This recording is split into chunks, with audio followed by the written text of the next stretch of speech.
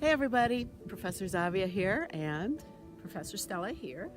we are at Mas Winery. It's about 45 minutes drive out of Yerevan.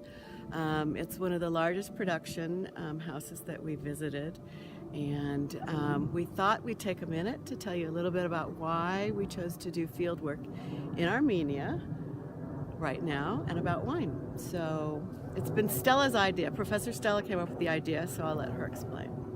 Right, we came to Armenia because while Armenians have drank wine for a long time and have produced wine, there is a new renaissance in wine production, and in a basically 10-year period, they have expanded the number of wineries, the acreage of fields that are planted with the grapes. But on top of that, a really interesting dynamic between individuals who come from different locations, who center themselves in Armenia, producing indigenous Armenian grapes, but also trying non-indigenous grapes here.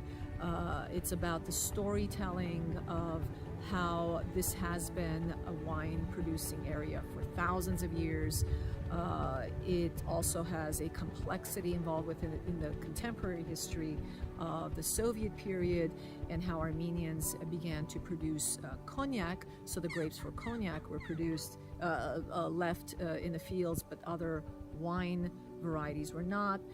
So this new renaissance is a fascinating project by numerous individuals, local and Armenians from abroad, who have come together and are trying to recreate something that is very historical and important to Armenian cultural identity, as well as make wine for a global industry. So it's interesting to trace those networks of people, as well as the stories told amongst them. I've also been interested in women in wine, and so the connection between women's presence in producing wine, in drinking wine, and trying to trace the difference from Soviet period, or historically from the Soviet period, and then now in Armenia.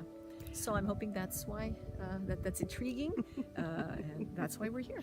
So it's kind of like if you imagine being in Napa Valley maybe in the early 80s, when the wine scene, the California wine scene, was just starting to take off in a sense. They now have wine bars, which we've shown you little clips from.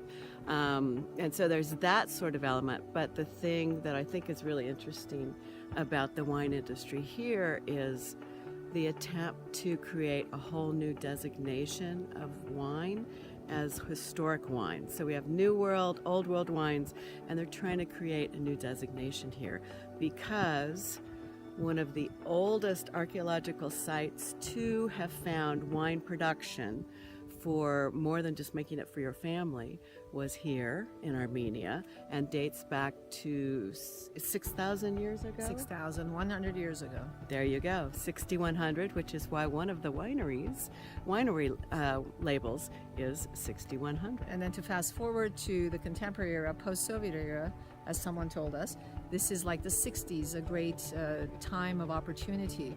So all kinds of innovative ideas are being played with.